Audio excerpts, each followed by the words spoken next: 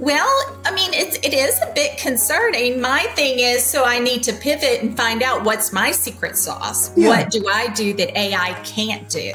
Right. And one thing is I can help more people faster develop policies, procedures, and practices. Because I can finish it. I can finish 5 clients at the time it used to take me for 1 client. Right. And so, and then I think that's a big point. Yeah, it's a big point with AI is that the whole point of it, particularly in these times of, it's scarce labor. Everybody I talk to is trying so hard to find good people and retain good people. So the more you can do with your existing workforce, the better. And like you just said, like a good generative AI product or platform will help your employees get more done. Like you would potentially get more done and be able to serve more clients if you were to rely, more on an AI platform, right? Welcome to Paychex Thrive, a business podcast where you'll hear timely insights to help you navigate marketplace dynamics and propel your business forward. Here's your host, Gene Marks.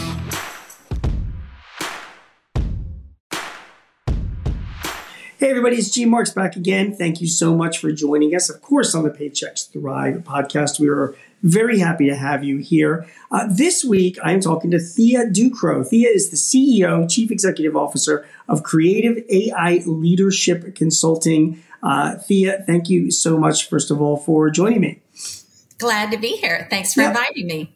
Yeah, glad to have you on as well. And we're going to talk about AI and HR. And any other acronyms that we can come up with in the next 20 minutes or so. Tell us, first of all, a little bit about yourself and about your consulting company. Well, I've been doing organizational development consulting since the late 90s. Okay. And I started out as a sexual harassment consultant and organizational development. So I've been doing that since then. And I recently, whenever AI came out, specifically ChatGPT last December, having my management consulting business, I started using it all day, every day. And I just remember thinking, life is different now. And so I have just embraced it and have made that the focus of all that I do. That is really great to hear. Yeah, I'm a big fan and user of ChatGPT as well. And actually just like a month ago, I finally broke down and got the enterprise version. I think it was like $20 a month is what it was. It's much better than the free version, don't you think? It is. The analogy that I use is if you use ChatGPT 3.5, it's kind of like if you're using a bicycle as transportation that needs air in its tires, and ChatGPT 4 Turbo, the new one that just came out, that's basically the equivalent of a Lamborghini. Yeah. So. And I can't, OpenAI is a little cagey about like all the specific differences. I mean, I know they, allow APIs to be available for companies that want to make use of it. But it just seems like, and I know also the 4.0 version is trained on more recent data. Although 3.5 is going to be catching up, the free version. But it just seems better. It just seems like the responses to my prompts are just more intelligent, and yet it's not a very quantitative way to describe why I think it's better. I mean, have you found the same thing that it just seems like a more intuitive version of the platform? I think that you hit the nail on the head. It's more intuitive. Yeah. And I've seen that with each iteration that it is more intuitive and the quality comes out. Now, I think there's a learning curve that folks that haven't used it for at least 40 to 50 hours, I think they're not able to say, oh, it's definitively better or what makes it better. But once you do it, you've got that feeling that the quality is higher. Yeah, the quality really does seem higher. I bristle whenever I meet people that haven't tried it out yet, or they're questioning, AI. I mean, like, I get it. It could very well destroy the world and turn us into a scene from the Terminator. I mean, that's very possible. Yes. But I don't know. Maybe I'm more glass half full. I mean, I look at the benefits over the potential risks, and the benefits of using a generative AI platform like ChatGPT. I mean, for God's sake, it's like an expert that's got your back. It's like your personal assistant. I mean, it's really a great tool. How have you been using it yourself before I get into talking about what you're recommending to clients and people that see you speak? But how, since you started using it back in December of last year, how have you been using it yourself? Like, what are you doing with it? So I use it all day, every day in my personal life and my private life. Okay. And I started a program. I did 90-day project on TikTok called My AI Guided Life. And I had AI guide every aspect of my life, everything from how to color my hair, how to cut my hair, what to wear, what I should eat, how I should exercise, every single aspect. Now, the caveat is I started that in January, and that was a little too early. So there were some mistakes. ChatGPT wasn't ready. Did you have like pink hair in March and you were running 60 miles a day because that's what it told you to do? Right. I followed exactly what it told me to do, and it did not know. So I had some rough looking hair for a while. But I've used it for everything. Right. And so for my business, I've used it a lot with marketing and with copy. And then for my personal life, I've used it for developing keto meal plans. It's phenomenal at meal planning. It's great at developing strength training programs. And every so often, I just throw things at it that I think, well, I wonder if it can do this. Sometimes it can, sometimes it can't. And so that's what I've been using it for. And I still continue to this day. I mean, all day, every day. I couldn't agree with you more. I've been using it in my life, not as much for personal stuff, weirdly enough. Like I've been using it I did a job description. I was looking for a salesperson recently, and I was going to do a job description on LinkedIn. And I was like, you know what, rather than me sit there and write it out, like, hey, ChatGPT, do a job description. This is the kind of person I'm looking for. And it got it, pretty darn close. I've had it write HR policies. And now we do, in my company, we sell CRM software. Like my company sells like Salesforce and Zoho and things like that. So we do blogs, and I have a woman in my office who's done the blogs before. And over the past few months, she's been using ChatGPT to write the blogs. And don't you agree? Like in every case, it's never 100%, right? But it gets you far along, right? It does. I find that it helps, and it's a good springboard. I think that what I've seen is there has to be iterations, because what I've seen is sometimes people will go in and they will try it, and then it won't give exactly what they want. So they just say, okay, well, then that's it. And they're just throwing away the baby with the bathwater. And it's like, well, it's not 100%, but it can help get you to about the 85%. And then all one has to do is do the editing. And I think that's just how AI is in general right now. It'll bring you to almost the end, but it can't bring you to the end yet. That could change tomorrow or the next week. Right. But yes, it's great for starting a discussion. It's funny you give that example. Like it's no different than having an assistant, and you ask the assistant to like, okay, draft an email that says, X, Y, and Z, and then they do it. And then it's not exactly what you wanted. Right. It's not like you're like, oh, you're fired. That was a terrible job. You know what I mean? Like you go back to the assistant and you say to them like, no. Can you revise it? Make sure you include this or do something. Yes. It's exactly what you're doing with ChatGPT, right? Exactly. That is a great analogy. Yeah. It's I think just people have to understand it, that it's not a perfect thing, and it's not going to be some kind of genie out of a bottle that has immediate perfect answers for you. But it is it's a really great assistant that has your back. Okay.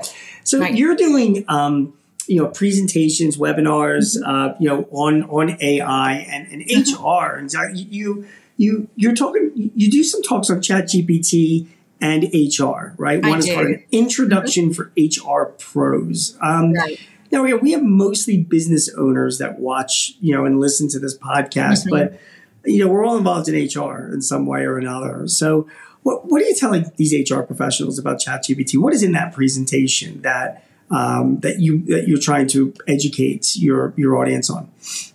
Well, one thing is whenever I go in, a lot of times what I find is HR folks are nervous because they think they've been told. It seems as though in the AI space, you can tell me if you've seen this, it's either you have everyone saying, the sky is falling, everyone's going to lose their jobs. Or I attended one and the person said, no one's going to lose their job at all. Everyone is safe. And so my thought is neither one of those are correct. I think we're somewhere in the middle. And so what I recommend is to use it as already said, is used as an assistant, as a consultant, as someone, a technique to help do the routine aspects that are not very fun. And it can help with those so that way the HR professional can move forward with what they're good at and I talk a lot about, I believe that everyone needs to do a fearless moral inventory when it comes to their work. And so I talk with business owners as well as HR professionals, look at what you do every single day and see how can this be improved by automation or by supplementation? And what is your secret sauce? What do you bring to the table? So we know with HR professionals, every HR person, every business owner can be one of two things. They can either be the fuel to a fire or they can be the water that puts it out. For example, I come from the world of sexual harassment. Mm-hmm. We know that when someone goes and reports sexual harassment to HR, whether or not that person retains counsel is often dependent on how HR responds to that, that complaint. Sure. So if the person treats them with respect, honors their story, and moves forward, the employee is less likely to retain counsel. So what I believe the secret sauce is for HR are those human connections and those relationships. So look to see with ChatGPT, what can it automate so that you can help engage with your employees and create those relationships so that you are the water and you are creating better relationships with the folks on your team. Yeah, that makes sense. Is when you say better automate, like do you provide any examples of how ChatGPT can automate stuff in the HR function?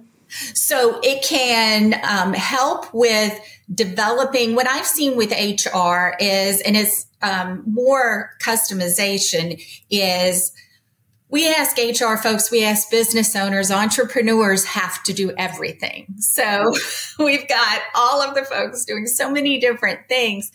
And a lot of times people know what they should be doing, but they don't have time to do it. For example, most everyone knows, okay, well, if I'm going to do a job description, so for recruiting, we know that, the audience that's going to read Indeed is going to be different than the audience that's looking at a Facebook.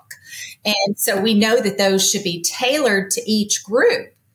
But most people don't have time to do that. However, with ChatGPT and others, one can go in and ask for specifics tailored to that specific social media. And it's able to happen faster and often as good or better than anything someone can develop themselves. That's fascinating. And it's you're absolutely right. I mean, if you're going out and placing a job description on different job platforms, each one of them, they're a different type of culture and they're a different type of personality. And a platform like ChatGPT is smart enough to know that, right? I mean, you tell it. That's really great. How do you find ChatGPT on writing like HR policies? Is it, reliable yet? It actually is. That's one of the areas. So what I did is I did my own fearless moral inventory. So I've had my own business for over 20 years. And so I needed to look and see, okay, what am I doing? What are people paying me to do? And what am I really good at? And one of the things that I've been paid to do for many years now is I tend to be brought in. I have two different types of clients. Clients will bring me in for HR consulting if they're not large enough to have their own HR department. So I'm brought in to develop the policies, procedures, and practices. Or I'm brought into large organizations that have their own HR departments, and they're bringing me in to train. And so my bread and butter has been policies, procedures, and practices because no one else wants to do that. I actually, this is going to sound weird, I enjoy it. Yeah. And so I have fun developing it. Funny. You might get it too. And so that's been like my thing. And then once I got on ChatGPT and I've had it develop some policies, procedures, and practices, and it actually does as good or better job than me with 20 years experience and a PhD, which is. And that doesn't worry you or concern you. That doesn't put you out. I mean, some people think like, oh my God, AI is going to replace it. People aren't going to hire me anymore. Does that concern you at all? Well, I mean, it is a bit concerning. My thing is, so I need to pivot and find out what's my secret sauce. What do I do that AI can't do? And one thing is I can help more people faster develop policies, procedures, and practices because I can finish it. I can finish 5 clients at the time it used to take me for 1 client. Right. And so, and then I think that's a big point. Yeah, it's a big point with AI is that the whole point of it, particularly in these times of, it's scarce labor. Everybody I talk to is trying so hard to find good people and retain good people. So the more you can do with your existing workforce, the better. And like you just said, like a good generative AI product or platform will help your employees get more done. Like you would potentially get more done and be able to serve more clients if you were to rely more on an AI platform, right? Right. And I think the level of quality is just going to keep going up and up because I think it's kind of like whenever we look at our standard of living, and the standard of living now is significantly better than it was as far as we have phones, we can do video calls. We've got all of these areas that we just take for granted now. And I think with AI, with hyper-personalization, hyper-customization, the level of excellence of output is just going to go up and up. So people's standards are going to be higher. I mean, if you look at graphic design, for example, whenever it was the 90s and I was starting my business, graphic design, people weren't really doing it themselves. You had to pay someone. You had to go to Kinko's or different places to have things developed and printed. And now with Canva, and Canva has AI, I mean, anyone can start developing that. And there is a much higher expectation for even small businesses. All of your business owners, you have to think about your branding. You have to think about your graphic design. So I think that's what's going to happen is everything's going to go up a bit for expectations. Yeah, I think so too. And I think as it gets trained better and better, these applications are going to get smarter and smarter and more professional. And I think that that can only benefit the business owner that takes advantage of what this technology can do. The biggest problem that I encounter though, Thea, is, when you ask business owners or managers about AI, people are like, AI, this is, great. Nobody can really, it just seems like we're in such an early stage of this that no one can really like identify all the things that they can actually apply it in their business, right now. Do you know what I mean? But yet, I think the more that you use these platforms like a ChatGPT, the more you start understanding that they can serve as a huge resource of data and policies. You gave the example before, and I'd love you to expand on it a little bit about procedures, and particularly in HR department. Like, for example, the EEOC is releasing new guidelines next year about workplace harassment. They're expanding the definition of some. They're including more groups. And the onus is going to be on the employers to not only make sure that they communicate that they're no zero tolerance policies, but also a good policy to report.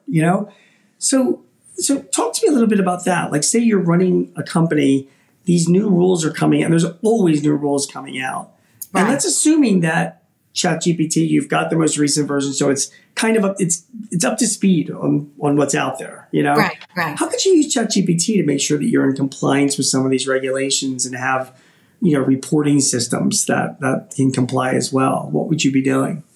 So one thing is ChatGPT can summarize web pages, and it is fantastic at summarization. So you would want to have it go to the different web pages that have the different policies that have come out and you can have it summarize for you exactly what's going on. And then also, once you have that information, it can be uploaded. If you have it in a PDF, it has the capacity to review PDFs, to have it upload the PDF and develop procedures for it. You could also have it develop training information as far as outlines. It's not great on training information yet, as far as it seems to say a lot. It uses a lot of words, but doesn't say a lot. So I wouldn't trust it for that just yet, but that could change tomorrow or next week.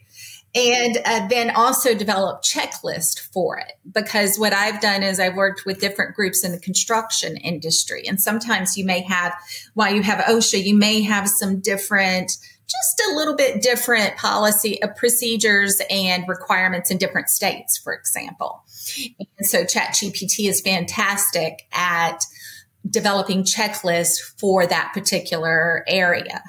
So if you have someone in Louisiana versus someone in Guam, what their requirements are going to be. So it can definitely make it easier. But we say all this just also with that caveat of saying, you can rely on it to a certain extent, but it's always good to have an HR expert review it or an attorney, correct? Right. What I train is I talk about hallucinations. So ChatGPT still has hallucinations. Yeah. I believe that it's fantastic at writing web copy and marketing copy. So what I did was I uploaded my CV, which is an extended resume, and I have a degree in business and a degree in social work from Louisiana State University, and I have a PhD in clinical social work from Florida State University. And I uploaded the information, asked it to write my LinkedIn copy, and it gave this glowing recommendation about me and my policy degree from Harvard. Wow. That's amazing. And so it was all this information. I have no degrees in policy and unfortunately no degrees from Harvard. I mean, that's amazing. They don't even call Louisiana Harvard on the Bayou. That's another state. That's another school. You really have to be careful. I mean, this stuff is like just because you don't know where the information is really coming from. You have to. What I train on is the expression is called human in the loop. So nothing should ever be sent out without there being a human in the loop. Well, humans should always review that before it goes out because it cannot be trusted. That gets me actually to my next question. I mean, you're talking about having a human in the loop. There's got to be some good third party review of whatever it does. Talk to me a little about creating AI policies in your business. I view that as being a real hot issue in 2024 and who can do it and what it's used for. What kind of questions do you get from your clients about formulating AI policies for their companies? Right. I would say the number one policy and the number one area that has to be addressed is privacy concern. So I've done a lot of work in healthcare. So we talk about HIPAA compliance. So that's whether not information is shared. Well, with HIPAA compliance, information needs to be shared on an internal server that is managed by the organization. Well, if one is using ChatGPT, even ChatGPT-4, but not the enterprise version, that information is shared on OpenAI's servers. And back in March, you probably remember there was a leak of information and they came back and said, this will never happen again. Well, it shouldn't have happened the first time. And so because of that, especially with HR, I believe that everyone needs to hold to the highest standards. So I believe all information should be made anonymous before it is uploaded. And I've seen some people talk about uploading employee files, and I never would do that. And I tell all of my clients, do not do that. There should be no identifying information that is uploaded and used. And I would say that's the most important policy, because I think that could cause some major repercussions in the future. Okay. We've talked a lot about ChatGPT. I mean, is that the only game in town when it comes to generative AI? It's not. there's some others. So you have like Claude and Bard and Llama. Those are your other large language models, which predict the next word. And I use those at least once a week to see, okay, how are they? And they're just nowhere near as complete. And so I refer to ChatGPT as the GOAT, the greatest of all time. for AI. And one thing is there's a lot of AI that's being used that people don't realize they're using AI every day. So if people are using Indeed, guess what? There's AI in that. If people are using Handshake, I'm thinking about recruiting and HR. Sure. That has AI. You're using Salesforce. That has AI. No doubt. So people are using AI every day and they don't even realize that it's a component of what they're doing, but it's helping our lives and has been for a few years now. Just a couple more questions. I'll let you go. This is so good. I mean, why do you think AI has suddenly exploded in the way that it has in the past year? With OpenAI came on the scene with ChatGPT, and now it's just been AI. Everybody's all in, but AI's been around for a long time. I mean, I remember my dad reading books about artificial intelligence, back in the 70s. Right. But it's only now where it's really become, sort of in the vernacular. And I'm just kind of curious, why do you think that is? What was the tipping point, in your opinion? I think it was ChatGPT and coming out, and your average person could get on and just ask a question. And so it was kind of like, I remember, this is going to make me sound old, but I remember in the 90s, my then husband came home and said, and I was at Florida State, which was really ahead for technology. He said, you've got to see what they have at work. There's this thing called Yahoo. Yeah. So we left home, we went to his work and we saw Yahoo. And I remember thinking the world, it just changed. Yeah. The world will fundamentally, I could think of my life before Yahoo and after Yahoo. Yeah. And I think in December, that was the first time I felt that again since then. And I remember thinking, okay, my life is going to be, marked between before AI and after AI. So I know for me, that's what it was. And it just opened it up and made it so much more user friendly than it had ever been before. So where do you think this is all going then, Thea? I mean, 5 years from now, which is really hard to look ahead, but what do you think you'll be talking about then? What AI technologies will your clients be using that you'll be helping them with? I think that we are in the beginning stages and that AI will never be as bad as it is today. Tomorrow it will be better than today. And so I think the RAND group has said that 80% of folks in the next few years will all have 20% of their work done by AI. I don't know if I necessarily believe that. I think it's probably higher because I think everyone's life will be touched.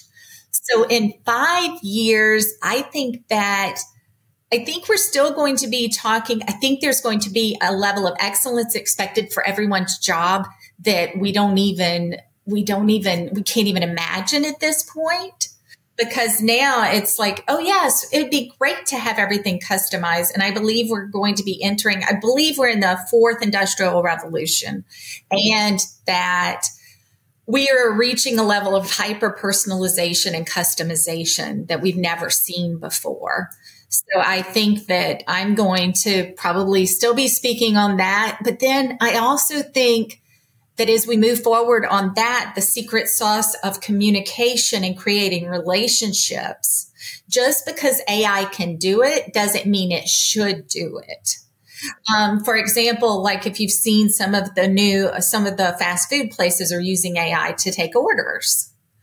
Well, by doing that, it's a slow, stilted experience and you're not having that connection. Right.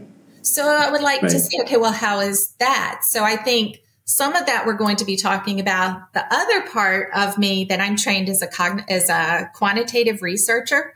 So I'm a data person and I love data and data gets me excited. And so that part of me, whenever you're looking at business owners and people running different organizations or departments, you're going to be able to make decisions based on data unlike you've ever been able to make before. Yes. And as we get more trusting of the technology, we'll allow it to make some decisions for us as well. And that's also fine. Right. And, I never get pessimistic. People say it'll eliminate jobs and this, that. Like, yeah, it's going to eliminate jobs. But then again, how many blacksmiths do you see around today? You know, or people putting out street lights with, you know, that were on candles. You know what I mean? Right. There are a lot of jobs that were around 100, 150 years ago that are not around today. And yet people still find their, you know, a way to make themselves important and keep themselves busy. And I don't think that's going to ever stop. But I think we'll be doing higher quality work and, you know, more, better work as well. Thea, it's been great speaking with you. And I want to wish you best going forward. I think the instruction that you're giving, the information is great for your clients. And I want to thank you very much for coming on. Well, thank you very much for having me. It's an exciting time, an exciting topic. Do you have a topic or a guest that you would like to hear on Thrive? Please let us know. Visit payx.me/Thrive Topics and send us your ideas or matters of interest. Also, if your business is looking to simplify your HR, payroll, benefits, or insurance services, see how Paychex can help. Visit the resource hub at paychex.com/works. That's WORX. Paychex can help manage those complexities while you focus on all the ways you want your business to thrive. I'm your host, Gene Marks, and thanks for joining us. Till next time, take care.